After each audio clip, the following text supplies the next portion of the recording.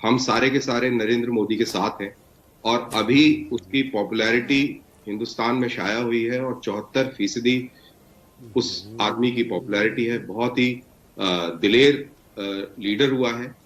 तो चाइना के आगे क्यों लंबे लेट गए हो?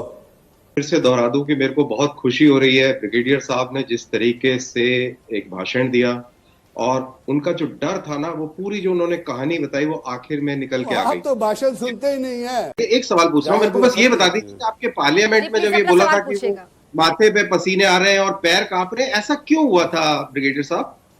Subscribe now and press the bell icon.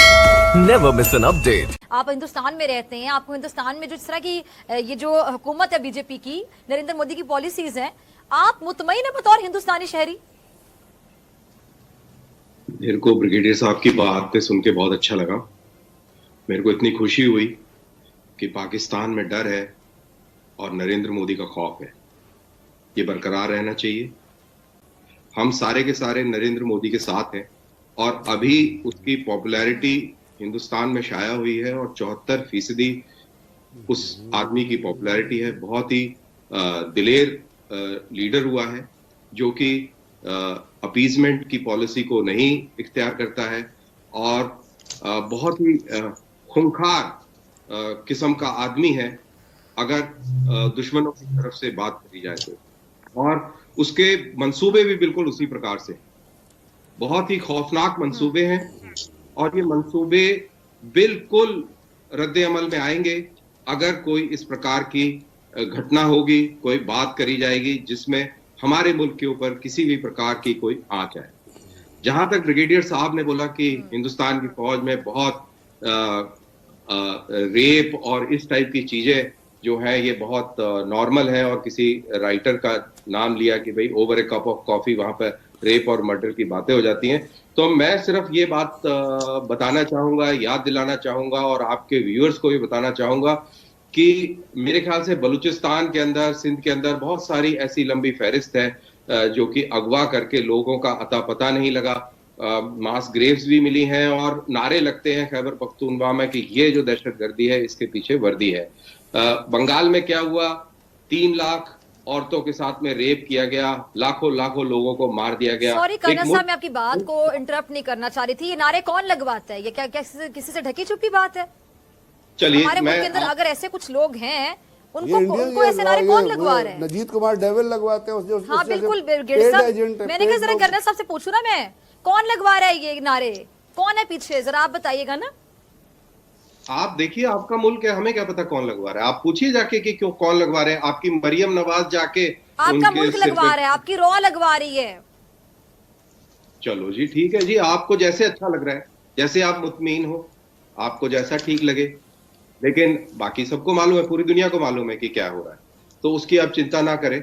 अभी बेचारे मार्च में शिया लोगों को मार दिया गया और आपने वो देखा किस तरीके से वो धरने पर बैठे रहे। फिर नाम नेहाद सिलेक्टेड प्राइम मिनिस्टर गए बड़ी मुश्किल से। तो ये सारी चीजें होती है, सबको मालूम है। और आपके दिमाग में जो भी कोई खुश फहमी, गलत फहमी हिंदुस्तान के खिलाफ है, वो जो ब्रिगेडियर साहब ने जो एक पैम्फलेट पढ़ा, मेरे को बड़ा मजा आया। मेरे को सही बताऊं तो मेरे को दिल में बहुत सुकून मिला, मेरे को बहुत तसल्ली हुई कि गुड, ऐसा ही होना चाहिए, वेरी गुड। ब्रिगेडियर साहब, आपकी तरफ आना चाहूंगी। ये सब कुछ वहां पे हो रहा है और ये इंडियंस कर रहे हैं वहां पे, इनकी सेना कर रही है, इनका नरेंद्र मोदी सब प्लान कर रहा है। मुझे बताइएगा, फिर भी कहते हैं कि कश्मीर हमारा अटूट अंग है। अटूट अंग के साथ ऐसे कौन कर सकता है? मैं अब क्या कहूँ, जो शख्स खूनखार, खौफनाक अपने प्राइम मिनिस्टर के बारे में इस किस्म के लफ्ज़ इस्तेमाल करे, तो खूनखार और खौफनाक तो जानवर होते हैं, इंसान तो खूनखार और खौफनाक नहीं होते। आप बता दीजिए कोई इंसान खूनखार है? खूनखार वो होता है जो या चुड़ैल खूनखार होती है। कहते हैं ना, इनके यहाँ वो दूसरे जन्म का तस्वुर है ना, शायद इनको खूनख्वारी उनसे याद आई। अगर आप अपने लोगों का खून पी के खूनख्वार होते हैं, वेरी गुड, मैं 2 तालियां बजाता हूँ। अपने लोगों के लिए खौफनाक होते हैं, मतलब है कोई, I don't know which world they are living in, लेकिन शर्म की भी कोई इंतहा होती है। लेकिन जब आप, जैसे नरेंद्र मोदी बेशर्म हो चुका है दुनिया में, उसको गालियां दे आप, जो मर्जी करे, उसको फर्क नहीं पड़ता। He is the biggest terrorist ever born. Hitler के बाद ये हिटलर से भी 2 कदम आ गया। हिटलर ने तो जो कुछ किया था, कुछ चीज़ों को सामने रखा था, इस शख्स के अंदर कोई मॉरल एथिक नहीं है, बिकॉज उसके बाप का नाम किसी को पता नहीं है। और जिसके बाप का नाम नहीं पता होता वो खूनख्वार नहीं होता। अगर ये खूनख्वार होता ना तो चाइना के सामने खड़ा हो जाता। ये मक्कार और झूठा शख्स है। I can tell you with proof ये किस तरह मक्कारी और झूठी है। मुझे कोई फर्क नहीं पड़ता। मैं तो इस किस्म के लोगों को we don't kick them even. He can be a prime minister of a country, but for us he is a normal human being. अगर वो खूनख्वार और खौफनाक है तो चाइना के आगे क्यों लंबे लेट गए हो? यानी ये इतना झूठा शख्स है, मैं आपको प्रैक्टिकली बताऊं, ये इतना झूठा शख्स है कि इसने अपनी कांग्रेस में बयान दिया, अगर आपको याद होगा, कि चाइना ने तो हमारी सीमा ही पार नहीं की है। चाइना ने तो हमारी सीमा पार नहीं की है। चाइना तो अपने इलाके में है। जो शख्स अपना इलाका बेच के ये कहे कि सीमा पार नहीं की है और अपनी कांग्रेस, उससे बड़ा झूठा और बेईमान शख्स कोई होगा? साहब की जरा मौजूदगी का फायदा उठाते हैं धनवीर साहब, आपसे पूछना चाहूंगी कि अब ये जरा बताएं कि जो पुलवामा हमला हुआ था, पुलवामा वाकया, उसमें जो 40 फौजियों की हलाकत है, उसका रिस्पॉन्सिबल कौन है, जिम्मेदार कौन है? और वो चैट लीक हुई अर्नब गोस्वामी की, सारे पोल खुल के रह गए। अब भी आप मोदी सरकार के हक में बोलेंगे, खुलकर झूठ बोलेंगे? देखिए, सबसे पहले तो मैं फिर से दोहरा दूं कि मेरे को बहुत खुशी हो रही है ब्रिगेडियर साहब ने जिस तरीके से एक भाषण दिया और उनका जो डर था ना, वो पूरी जो उन्होंने कहानी बताई वो आखिर में निकल के आ गई। आप तो भाषण सुनते ही नहीं है।